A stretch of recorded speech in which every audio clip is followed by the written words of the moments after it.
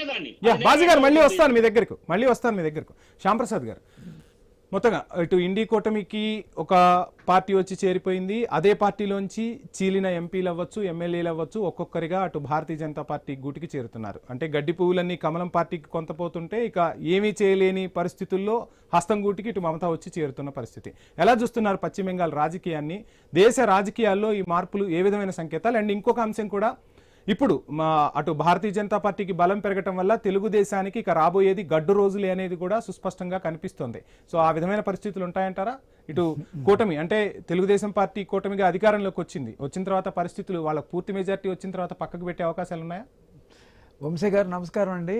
ప్యానెల్లో ఉన్న ఇతర సభ్యులకి, మన ఐ న్యూస్ వీక్షకులకి అందరికీ నమస్కారం. మీరు మంచి క్వశ్చన్స్ వేశారు. పశ్చిమ బెంగాల్లో విజయం బీజేపీకి చాలా శక్తి ఇచ్చింది. మామూలు శక్తి కాదు అది. పశ్చిమ బెంగాల్లో అసలు మొట్టమొదటి నుంచి రాజకీయం చూసుకుంటూ వస్తే ఏమవుతుందంటే, ఏ పార్టీ ఒక్కసారి ఓడిపోయిన తర్వాత మళ్ళీ రిటర్న్కి రాలా. 47 to 67 కాంగ్రెస్ ఉంది, 67 to 77 కోయిలేషన్ ఉంది, 77 నుంచి 2011 వరకు కమ్యూనిస్టులు ఉన్నారు. జ్యోతి బసు, మరి ఇతను బుద్ధదేవ్ భట్టాచార్య, మరి 34 years రూల్ చేశారు కమ్యూనిస్టులు. అది బ్రహ్మాండమైన పశ్చిమ బెంగాల్ ఇండస్ట్రియలైజేషన్ లేకుండా పోగొట్టారు. తర్వాత మరి 15 years టీఎంసీ రూల్ చేసింది. అంటే కమ్యూనిస్టులు ఇంతవరకు అసలు సోదరులు లేకుండా పోయారు. కాంగ్రెస్కి అదే గతిక పట్టింది. ఇప్పుడు బీజేపీకి కూడా అవకాశం ఇవ్వాలని పశ్చిమ బెంగాల్ పీపుల్ ఆలోచించి బీజేపీని అధికారంలో తీసుకొచ్చారు. అన్ని పార్టీలకు అవకాశం ఇవ్వాలి కదా డెమోక్రసీలో. మరి ఇప్పుడు కాంగ్రెస్ రిటర్న్కి ఇంతవరకు రాలా. దగ్గర 50 years అయిపోయింది కాంగ్రెస్ రూలింగ్ లోకి వచ్చి పశ్చిమ బెంగాల్. సో మమతకు కూడా వయోభారం ఇప్పుడు 71 సంవత్సరాలు. ఇప్పుడు ఆవిడ కూడా 50 years చేసింది. చేసిన తర్వాత ఆవిడ పదవి పోయిన తర్వాత ఆవిడ బిహేవియర్ చాలా పెక్యులర్ గా ఉంది. నేను రాజీనామా చేయను అనే మాట, ఒక మెచ్యూర్డ్ లీడరు, ఇంత వయసు వచ్చింది, 15 years సీఎంగా పనిచేసిన ఆవిడ అలా మాట్లాడకూడదు. ఏది ఏమైనా ఇప్పుడు వాళ్ళ పార్టీలోనే ఒక 20 మంది ఎంపీలు రెబల్స్గా తయారవడం అనేది ఒక వింత అనమాట.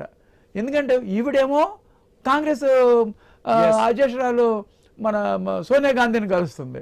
కొంతమంది అంటే ఈవిడ కాంగ్రెస్లో చేరి వైస్ ప్రెసిడెంట్గా అవుద్దని కూడా ఒక వార్తలు ఉన్నాయన్నమాట. ఇప్పుడు చేరితే చేరచ్చు డెమోక్రసీలో, రాజకీయాల్లో కూడా ఎప్పుడో నానుడి ఉంటుంది, ఏదైనా పాజిబిలిటీ ఉంటారని. కానీ బెంగాల్లో మాత్రం ప్రజలందరూ ఊపిరి పీల్చుకున్నారు అంటున్నారు. ఒకవేళ ఆవిడ గెలిస్తే పశ్చిమ బెంగాల్ బంగ్లాదేశ్లో కలిపేసేదన్న అనే ఒక నానుడు కూడా ఉందన్నమాట. ఇప్పుడు చాలా ఒక ఆంధ్రప్రదేశ్లో ప్రజలు 2024లో ఎట్లయితే స్వేచ్ఛాయుత వాతావరణంలో ఊపిరి పీల్చుకున్నారో, ఇప్పుడు పశ్చిమ బెంగాల్లో కూడా అదే టెండెన్సీ కంటిన్యూ అవుతుంది. చాలా హాయిగా ఉన్నారు. ఇప్పుడు చూడండి, ఇండస్ట్రియల్ రివల్యూషన్ వస్తుంది. మీరు లాస్ట్ 2-3 monthsలో డెవలప్మెంట్ చూసారా బీజేపీ అక్కడ? ఇక వెస్ట్ బెంగాల్ మంచి గ్రోత్ స్టేట్గా రావడానికి అవకాశాలు ఉన్నాయి. ఎందుకంటే అప్పుడు నానో కార్ వచ్చినప్పుడు ఏం జరిగిందో మీరు అందరూ చూసారు. బంగారం లాంటి ఇండస్ట్రీని పోగొట్టుకున్నారు కదా. సరే, ఇప్పుడు ఏంటి మొత్తంగా చంద్రబాబు నాయుడుకి కష్టకాలం రాబోతుంది, అది మాట్లాడతాను. అమావాస్య చంద్రుడు అది మాట్లాడతానండి. అది రాదండి. ఎందుకంటే వెంకటరెడ్డి గారు నవ్వుతున్నారు. వెంకటరెడ్డి గారు ప్లాన్ నడుస్తుందా? చంద్రబాబుకు మరోసారి చెక్ పెట్టబోతున్నారా? పరిస్థితిలో జరగదు. ఎందుకంటే వెంకటరెడ్డి గారి నవ్వుల్లో ఏంటి అర్థం నేను చెప్తానండి.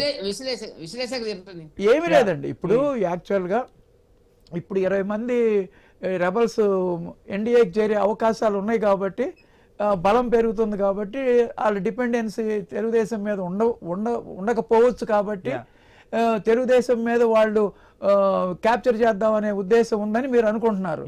మీరు అనుకునేది కాదు, క్లియర్ గా వాయిస్ వినిపిస్తుంది. వాయిస్ లేదు అది. ఎందుకంటే ఎప్పటి నుంచి, ఎందుకంటే మొన్న పవన్ కళ్యాణ్ వ్యాఖ్యలు, రకరకాల సమీకరణాలు, ఇవన్నీ కూడా ఈక్వేషన్ కి బలాన్ని చేకూరుస్తున్నాయి. పవన్ కళ్యాణ్ వ్యాఖ్యలు ఏం చేసిన, అమిత్ షా పవన్ కళ్యాణ్ మాట్లాడిన మాటలు అదే అసలు దాన్ని టీవీ ఆన్లైన్ రకరకాల అంశాలు. మరి ఇప్పుడు అది అతనే విత్డ్రా అయిపోయాడు. Professor Nageshwar withdraw. బాజీ గారు ఏంటి సబ్మిషన్?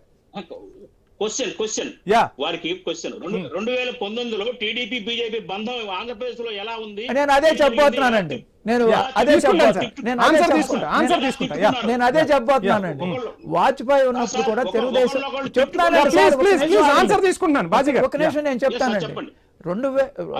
ఫస్ట్ నుంచి వాజ్పేయి గవర్నమెంట్ కూడా సపోర్ట్ చేసిన తెలుగుదేశం అప్పుడే కంట్రీ ఒక గ్రోత్ గా వెళ్ళిపోయింది. కానీ వాజ్పేయి వేరు, మోదీ వేరు.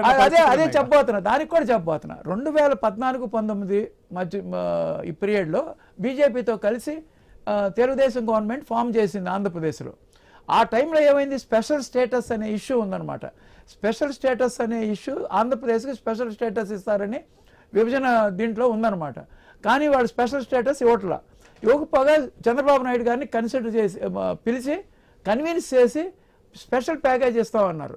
స్పెషల్ ప్యాకేజీకి చంద్రబాబు నాయుడు గారు యాక్సెప్ట్ చేశారు. యాక్సెప్ట్ చేసిన తర్వాత కూడా 2 బడ్జెట్లు అయినా సరే స్పెషల్ ప్యాకేజీలో ₹1 కూడా దాంట్లో పెట్టాలి. ఇప్పుడు కూడా నిధుల కొరత విధిస్తే ఆటోమేటిక్ గా చంద్రబాబుకి ఆవేశం, ఆక్రోశం అన్ని వచ్చేస్తాయి. 2019లో ఎలక్షన్స్ బిఫోర్ జరిగిన విషయాలు చెబుతున్నాను నేను. ఇప్పుడు స్పెషల్ ప్యాకేజీలో కూడా ఏమి ఇవ్వాలి. అటువంటిప్పుడు బీజేపీ గవర్నమెంట్ తెలుగుదేశం గవర్నమెంట్ మోసం చేసినట్టు అనిపించిందని చంద్రబాబు నాయుడు గారు ఎదురు తిరిగారు.